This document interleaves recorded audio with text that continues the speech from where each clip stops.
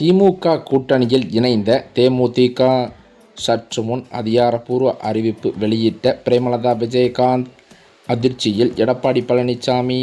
தமிழ்நாட்டில் 2026 சட்டமன்ற தேர்தலை முன்னிட்டு கூட்டணி கணக்குகள் அனல் பறக்க தொடங்கிவிட்டது.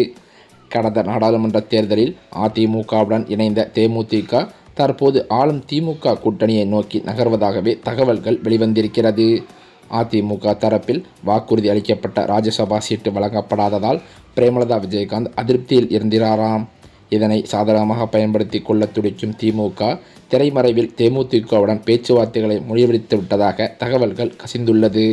ஏற்கனவே கூட்டணியில் உள்ள விசிக மற்றும் கம்யூனிஸ்ட் கட்சிகளுக்கு தொகுதி பங்கீடு செய்ய வேண்டியிருப்பதால் தேமுதிகவிற்கு 8 முதல் 12 இடங்கள் வரை மட்டுமே ஒதுக்க திமுக விரும்புவதாகவும், இந்த கூட்டணி குறித்து இறுதி முடிவை வருகின்ற ஜனவரி 9ஆம் தேதி அன்று கடலூரில் நடைபெறவுள்ள தேமுதிகவின் பிரம்மாண்டமான மாநில மாநாட்டில் பிரேமலதா விஜயகாந்த் அதிகாரப்பூர்வமாக அறிவிக்க உள்ளதாகவும் தேமுதிக வட்டாரங்களில் தகவல்கள் வெளிவந்துள்ளது. மேலும் அது மட்டுமில்லாமல் தமிழ்நாட்டில் இந்திய காங்கிரஸ் தலைமையில் ராகுல் காந்தி ஒரு மாநாடு ஒன்றை நடத்த திட்டமிட்டுள்ளதாகவும் தகவல்கள் வெளிவந்து கொண்டிருக்கிறது. முதல்வர் மு.க. ஸ்டாலின் தலைமையிலான திராவிட மாடல் அரசு மற்ற மாநிலங்களுக்கு வழிகாட்டுகின்ற முன்மாதிரியான அரசாகவே செயல்பட்டு வருகிறது. தமிழ்நாடு கொண்டு வருகின்ற ஒவ்வொரு திட்டத்தையும் தவிர்க்க முடியாமல் பாஜக தேர்தல் வாக்குறுதியாக அளித்து வருகிறது. அரசு பள்ளிகளில் காலை உணவு திட்டம், மகளிர் உரிமை தொகை திட்டம் ஆகியவற்றை மற்ற மாநிலங்கள் பின்பற்ற வேண்டிய நெருக்கடிக்கும் தள்ளப்படுகிறதாம். தமிழ்நாட்டில் 1967 இருந்து இருமொழிக் கொள்கையாகவே பின்பற்றி வருகிறோம். அதை அழித்து மும்மொழிக் கொள்கையை கொண்டு வர வேண்டும் என்பது பாஜகவின் திட்டம். தமிழ்நாட்டில் இந்தியை எந்த வாயிலாவது நடைமுறைப்படுத்தப்பட வேண்டும் என்று வடமாநிலத்தவர்கள் 100 ஆண்டுகளுக்கு மேல் முயற்சி செய்து கொண்டிருக்கிறார்கள். அதற்கு எதிர்வினையாற்றி தமிழ் மொழியை பாதுகாத்து வருவது பெரியார், அண்ணா, கலைஞர், திமுக என்கிற கட்டமைப்பு தான். மொழியை பாதுகாப்பதில் நாம் முன்னோடியாக மாநிலமாக இருந்து வருகிறோம். மகாராஷ்டிரா போன்ற மாநிலங்கள் இப்போதுதான் விழித்திருக்கிறது. ஆட்டுக்கு தாடியும் நாட்டிற்கு ஆளுநரும் அவசியமா என்று 50 ஆண்டுகளுக்கு முன்பே அண்ணா கேள்வி எழுப்பியதும் குறிப்பிடத்தக்கது. இப்போது ஆளுநரின் அடாவடித்தனத்திற்கு திராவிட மாடல் அரசு முற்றுப்புள்ளி வைத்துவிட்டது என்றே சொல்லலாம்.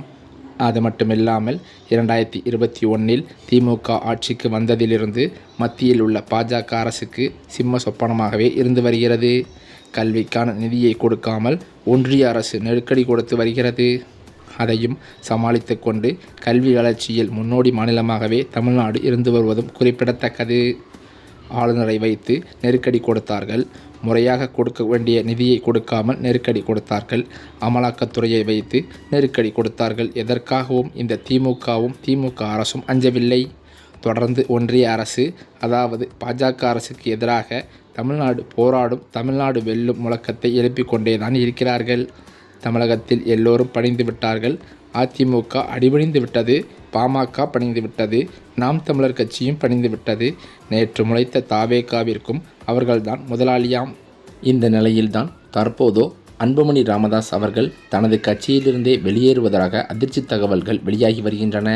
அது மட்டுமில்லாமல் பாட்டாளி மக்கள் கட்சியில் அப்பா மகன் பிரச்சனை தீரவே தீராது போலேயே என்று அத்தகைய தொண்டர்களும் பல்வேறு குழப்பத்தில் இருந்து வருவதாகவே கூறப்பட்டு வந்த நிலையில் தற்போது அன்புமணி அவர்கள் கட்சியிலிருந்து வெளியேறுவதாக அவரது ஆதரவாளர்களுடன் ஆலோசனை நடத்தியிருப்பதாக தகவல்கள் வெளிவந்துள்ளது.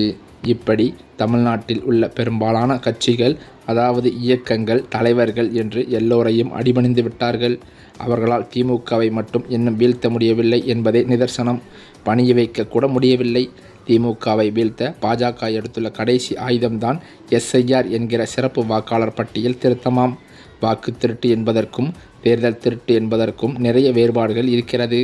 வாக்கு திருட்டு என்பது ஒரு உண்மையான வாக்காளருக்கு மாற்றாக போலியான ஒருவர் வாக்கு அளிப்பது தான்.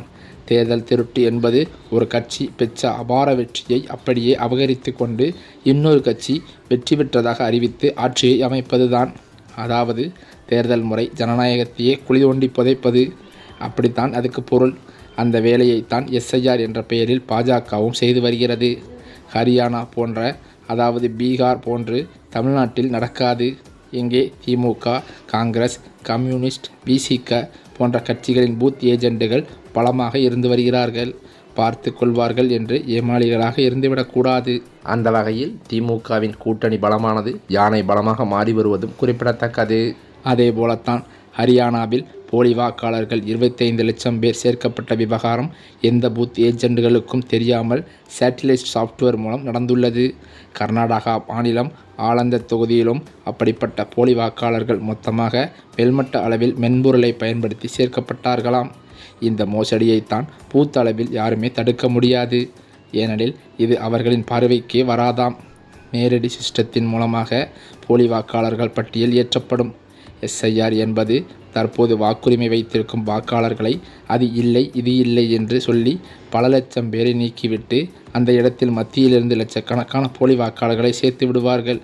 ஒரே வீட்டு முகவரியில் 20-30 போலி வாக்காளர்களை சேர்த்து விடுவார்களாம்.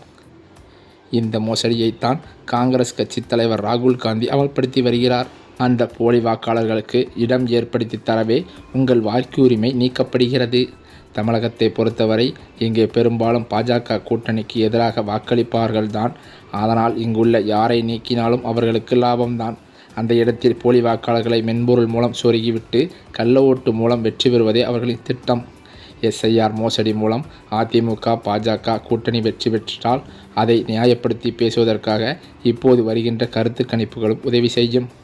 இங்கே மக்களை ஆர்ப்பாட்டம் போராட்டம் வாயிலாக SIR எனும் வாக்குப்பறிப்பை தடுத்து நிறுத்தப்படவிட்டால், அதாவது 2026இல் தமிழகத்தில் தேர்தல் ஏற்று மூலம் பாஜக அதிமுக ஆட்சி அமைவது உறுதி என்றும் சில விமர்சகர்கள் மூலமாக பேச்சுக்களும் வெளியாகி வருகிறது. ஒரு பக்கங்கள் இப்படி இருக்க, மற்றொரு பக்கமோ 2026 சட்டமன்ற தேர்தலை நோக்கி விஜயின் தாவேகா கூட்டணியை நம்பி கட்சியின் சுயபலத்தை எடப்பாடி குறைத்து மதிப்பிடுவதாக அவர் விமர்சித்திருக்கிறார்கள் சிலர்.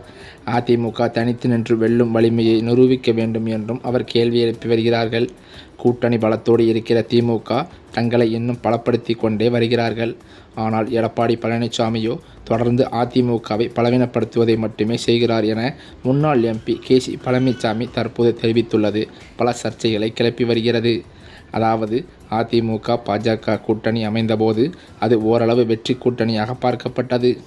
ஆனால் அதிமுக ஒன்றிணைந்தோ அல்லது விலக்கப்பட்ட அதிமுகவினரை கூட்டாக ஒன்றிணைத்தோ வெற்றி பெற்றுவிடும் என்ற நம்பிக்கை அதிமுக தொண்டர்களுக்கும் தமிழக மக்களுக்கும் இருந்து வந்தது. அந்த நேரத்தில் தான் விஜய்க்கு 10% வாக்குகள் தான் கிடைக்கும். அதிலும் 6% திமுக வாக்குகளாகத்தான் இருக்கும். அது அதிமுக வெற்றியை பாதிக்காது என்பதாகத்தான் பேசப்பட்டு வந்தது. அந்த நேரத்தில் தான் விஜயுடன் கூட்டணியும் இல்லை, எந்த உறவும் இல்லை என்பதில் உறுதியாக இருந்தார். அப்பொழுதுதான் களம் அதிமுகவிற்கு சாதகமாக இருந்தது. ஆனால் அந்த சூழ்நிலையில் அதிமுகவை ஒன்றிணைக்க முடியாது என்ற முடிவை எடப்பாடி பழனிசாமி எடுத்தார். அதனுடைய தாக்கத்தை குறைப்பதற்காக கரூர் சம்பவத்திற்கு பிறகு விஜயோடு கூட்டணி என்கிற அஸ்திரத்தை எடுத்தார். தாவேகா தரப்பில் உறுதிப்படுத்தப்படாமலேயே பிள்ளையார் சொல்லி போட்டாச்சு என்றெல்லாம் பேசி வந்தார். அவர்கள் வேறு வழியின்றி கூட்டணிக்கு வந்து விடுவார்கள் என்று நம்பினார் எடப்பாடி பழனிசாமி. இந்த சூழ்நிலையில்தான் அதிமுக தரப்பில் வாக்குறுதி அளிக்கப்பட்ட ராஜ்யசபா சீட்டு வழங்கப்படாததால் பிரேமலதா விஜயகாந்த் அதிருப்தியில் இருந்து வந்ததாக சொல்லப்படுகிறது. இதனை சாதகமாக பயன்படுத்தி கொள்ள துடிக்கும் திமுகவோ திரைமறைவில் தேமுதிகவுடன் பேச்சுவார்த்தைகளை முடிவெடுத்து விட்டதாக தகவல்கள் கசிந்து வருகிறது. ஏற்கனவே கூட்டணியில் உள்ள BCK மற்றும் மதிமுக கம்யூனிஸ்ட் கட்சிகளுக்கு தொகுதி பங்கீடு செய்ய வேண்டியிருப்பதால் தேமுதிகவிற்கு 8 முதல் 12 இடங்கள் வரை மட்டுமே ஒதுக்குவதற்கு திமுக விரும்புவதாகவும், இந்த கூட்டணி குறித்த இறுதி முடிவை வருகின்ற ஜனவரி 9ஆம் தேதி கடலூரில் நடைபெற இருக்கின்ற பிரம்மாண்டமான தேமுதிக மாநில மாநாட்டில் பிரேமலதா விஜயகாந்த் அதிகாரப்பூர்வமாகவே அறிவிக்க இருப்பதாக அவரது நெருங்கிய வட்டாரங்களில் தகவல்கள் வெளிவந்துள்ளது. இந்த தகவலால் தற்போது எடப்பாடி பழனிசாமியே பேரதிர்ச்சியில் ஆழ்ந்துள்ளாராம்.